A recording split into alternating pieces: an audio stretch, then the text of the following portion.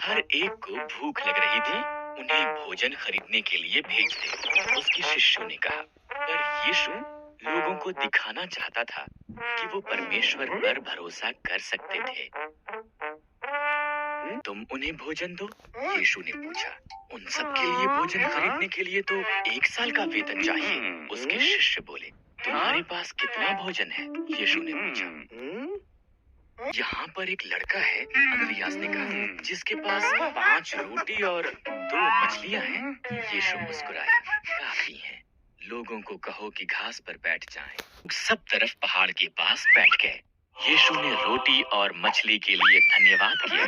तब उसने सबको देने के लिए उन रोटियों को तोड़कर शिष्यों को दिया।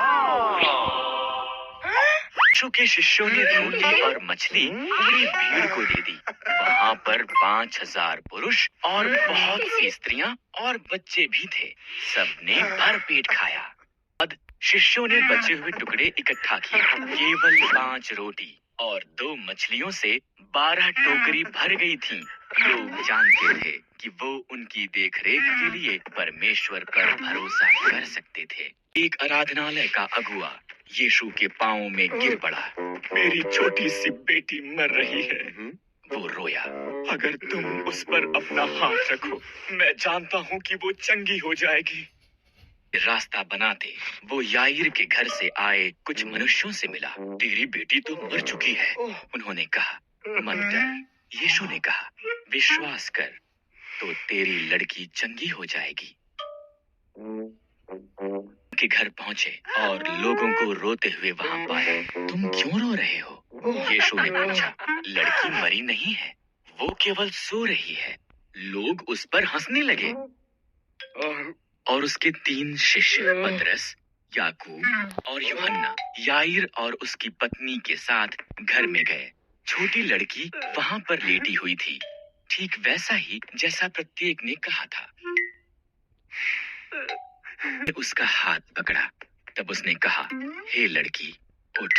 और वो उठ गई। वो यहाँ तक कि पूरे कमरे में चली भी। और उसकी पत्नी अचंभित हुए।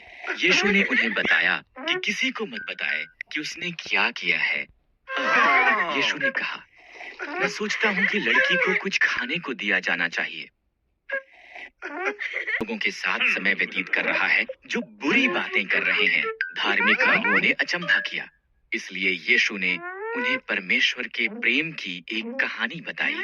ये इस प्रकार है कि 2 पुत्र थे। छोटे पुत्र ने उसके पिता के मरने के बाद मिलने वाला हिस्सा मांगा। टूटे दिल के साथ पिता ने उसकी संपत्ति का आधा हिस्सा उसे दे दिया। पुत्र एक दूर देश की तरफ चला गया। उसने अपना सारा धन बर्बाद कर दिया। तब एक अकाल पड़ गया और उसका काम सुअरों को भोजन खिलाना था। उसने सुअरों का भोजन खाने की चाह की। पिता के नौकर भी इससे अच्छा खाना खाते हैं, उसने सोचा। मैं वापस घर जाऊंगा और मान लूंगा कि मैंने उसके और परमेश्वर के विरुद्ध पाप किया है। शायद वो मुझे अपने नौकरों में से एक जैसा बना ले। वापस लौटा। जब वो अभी दूर ही था, उसका पिता उसकी तरफ दौड़ कर आया और उसे गले लगा लिया। मैं आपका बेटा होने के योग्य नहीं हूँ, उसने अपने पिता से कहा। बेटे के लिए मेरा सबसे अच्छा वस्त्र लेकर आओ, पिता ने अपने नौकरों से कहा। उसकी अंगुली में अंगूठी डालो, सबसे मोटा बछड़ा पकाओ। मेरा बेटा खो गया था और अब वो मिल गया है। पुत्र क्रोधित हुआ। जब उसने जश्न मनाए जाने के बारे में सुना, ये अनुचित है, उसने शिकायत की। मैं वफादारी से काम करता हूँ और मुझे कुछ नहीं मिलता। वो आपका पैसा बर्बाद करता है और उसके लिए एक जश्न की तैयारी की जाती है। वो तेरा ही है, पिता ने जवाब दिया। तेरा भाई मर गया था, अब जीवित है। वो खो गया था, अब वो मिल गया है। इसलिए हम जश्न के अलावा क्या कर सकते हैं? समय था, यरूशलेम लोगों से भरा हुआ था। जब यीशु जैतून के पहाड़ पर पहुंचा, एक पहाड़ी जिससे यरूशलेम दिखता है, उसने उसके 2 शिष्यों को एक गधा ढूंढने के लिए कहा। ढूंढा और उस पर अपने कपड़े डाले। यीशु ने बाइबल की उस आयत को पूरा करते गधे पर सवारी की जो ये कहती है, हे यरूशलेम, देख तेरा राजा गधे पर बैठा आता है। गधे पर चढ़कर यरूशलेम की तरफ गया। बहुत से लोगों ने उसके चमत्कारों को याद किया और उसके साथ शामिल हो गए। उन्होंने उसका आदर करने के लिए उसके आगे आगे सड़क पर खजूर की डालियां और कपड़े बिछाए। उन्होंने आशा की कि यीशु परमेश्वर का वादा किया उद्धार करता है, इसलिए उन्होंने पुकार कर कहा, होशाना, धन्य है वो जो प्रभु के नाम से आता है, धन्य है इज़राइल का राजा। संसार उसके पीछे है। फरीसी बुड़बुड़ाए, यीशु, उनसे कह कि वो चुप रहें। अगर ये सब भी चुप हो जाएं, यीशु ने जवाब दिया, तो पत्थर चिल्लाकर मेरी प्रशंसा करेंगे। लोगों को चंगा किया और भूखे लोगों को भोजन खिलाया।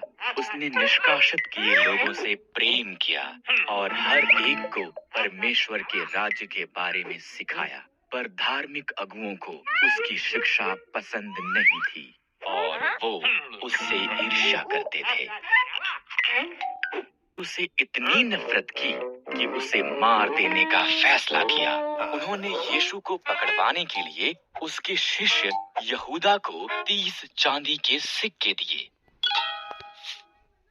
उन्हें उसके शिष्यों के साथ फसह मनाकर जब वो खा रहे थे, यीशु ने उदास होकर कहा, तुम में से एक मुझे पकड़वा देगा। आश्चर्यचकित होकर उनमें से प्रत्येक ने जवाब दिया, प्रभु, मैं ऐसा नहीं करूंगा। यीशु ने कहा, यहाँ पर खाते तुम में से एक मुझे पकड़वा देगा। प्रभु, ये मैं नहीं, यहूदा ने कहा। तू इसे जानता है, यीशु ने जवाब दिया। जा, इसे शीघ्र कर। इस तरह यहूदा चला गया और इसके लिए परमेश्वर को धन्यवाद करके उसने इसे तोड़ा, उसके शिष्यों को ये दी और कहा, जब तुम इसे खाओ तो मुझे याद करो, ये तुम्हारे लिए दिया गया मेरा शरीर है। कटोरा लिया और इसके लिए परमेश्वर का धन्यवाद किया। हर कोई इस कटोरे में से पियो, उसने कहा, ये मेरा लहू है जो बहुतों के पापों की क्षमा के लिए बहाया गया है। चुके यीशु और उसके शिष्यों ने एक साथ एक भजन गाया। तब वो प्रार्थना के लिए गतसमनी की तरफ चल पड़े।